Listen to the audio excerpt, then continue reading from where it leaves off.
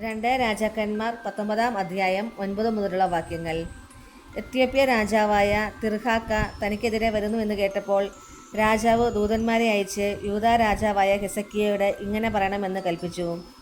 Jerusalem അസിറിയ രാജാവിൻ്റെ കയ്യിൽ ഏൽപ്പിക്കപ്പെടുകയില്ലെന്ന് വാഗ്ദാനം ചെയ്ത് നീ ആശ്രയിക്കുന്ന ദൈവം നിന്നെ വഞ്ചിക്കാൻ അനുവദിക്കരുത്. എല്ലാ രാജ്യങ്ങളെയും തീർത്തു നശിപ്പിക്കുന്ന അസിറിയ രാജാക്കന്മാരുടെ പ്രവൃത്തികൾ നീ കേട്ടിട്ടില്ലേ? പിന്നെ നീ ഒഴിവാക്കപ്പെടുമോ? ഹെസക്കിയ ദൂതന്മാരുടെ കയ്യിൽ നിന്ന് കത്ത് വാങ്ങി വായിച്ചു. അവൻ കർത്താവിൻ്റെ ആലയത്തിൽ പ്രവേശിച്ച് അത് അവിടുത്തെ മുൻപിൽ വെച്ചു. അവൻ കർത്താവിൻ്റെ മുൻപിൽ പ്രാർത്ഥിച്ചു. ഇസ്രായേലിൻ്റെ ദൈവമായ കർത്താവേ, കെരൂബുകളുടെ മുകളിൽ സിംഹാസനനായിരിക്കുന്ന അവിടുന്നാണ് ദൈവം. അവിടുന്ന് മാത്രമാണ് ഭൂമിയിലെ രാജ്യങ്ങൾക്കെല്ലാം ദൈവം. അങ്ങ് ആകാശവും ഭൂമിയും സൃഷ്ടിച്ചു. കർത്താവെ, ചെവി കൊള്ളണമേ. കർത്താവെ, കടാക്ഷിക്കണമേ. ജീവിക്കുന്ന ദൈവത്തെ അധിക്ഷേപിക്കാൻ സെന്നാകെരീബ് പറഞ്ഞയച്ച വാക്ക് കേട്ടാലും. കർത്താവെ, അസിറിയ രാജാക്കൾ ജനതകളെയും അവരുടെ ദേശങ്ങളെയും സത്യമായും ശൂന്യമാക്കിയിരിക്കുന്നു. അവരുടെ ദേവന്മാരെ അഗ്നിയിലെറിഞ്ഞിരിക്കുന്നു. അവ ദൈവമായിരുന്നില്ല, മരത്തിലും കല്ലിലും മനുഷ്യർ പണിതുണ്ടാക്കിയവയായിരുന്നു. അതിനാൽ അവ നശിച്ചു. ഞങ്ങളുടെ ദൈവമായ കർത്താവെ, അവൻ്റെ കയ്യിൽ നിന്ന് ഞങ്ങളെ രക്ഷിക്കണമേ. കർത്താവെ, അങ്ങ് മാത്രമാണ് ദൈവമെന്ന് ഭൂമിയിലെ ജനതകൾ അറിയട്ടെ.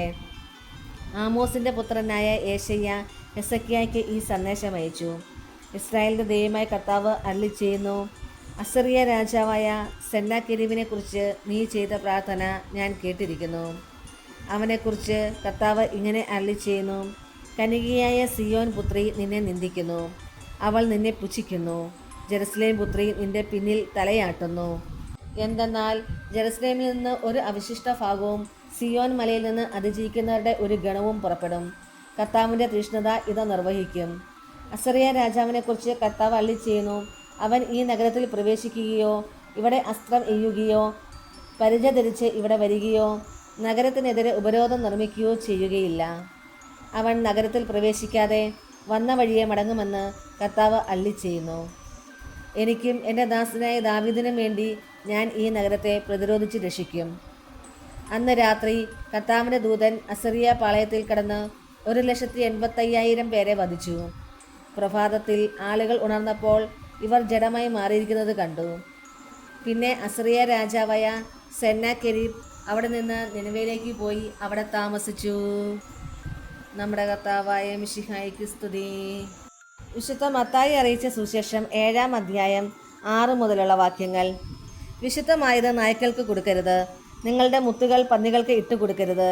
അവ അത് ചവിട്ടി നശിപ്പിക്കുകയും തിരിഞ്ഞു നിങ്ങളെ ആക്രമിക്കുകയും ചെയ്തേക്കാം. മറ്റുള്ളവർ നിങ്ങൾക്ക് ചെയ്തു തരണമെന്ന് നിങ്ങൾ ആഗ്രഹിക്കുന്നതെല്ലാം നിങ്ങൾ അവർക്ക് ചെയ്യുവിൻ. ഇതാണ് നിയമവും പ്രവാചകന്മാരും. ഇടുങ്ങിയ വാതിലിലൂടെ പ്രവേശിക്കുവിൻ. വിനാശത്തിലേക്ക് നയിക്കുന്ന വാതിൽ വിസ്തൃതവും വഴി വിശാലവുമാണ്. അതിലെ കടന്നു പോകുന്നവർ വളരെയാണ് താനും. എന്നാൽ ജീവനിലേക്ക് നയിക്കുന്ന വാതിൽ ഇടുങ്ങിയതും വഴി വീതി കുറഞ്ഞതുമാണ്. അത് കണ്ടെത്തുന്നവരോ ചുരുക്കം. നമ്മുടെ കർത്താവായ മിശിഹായ്ക്ക് സ്തുതി.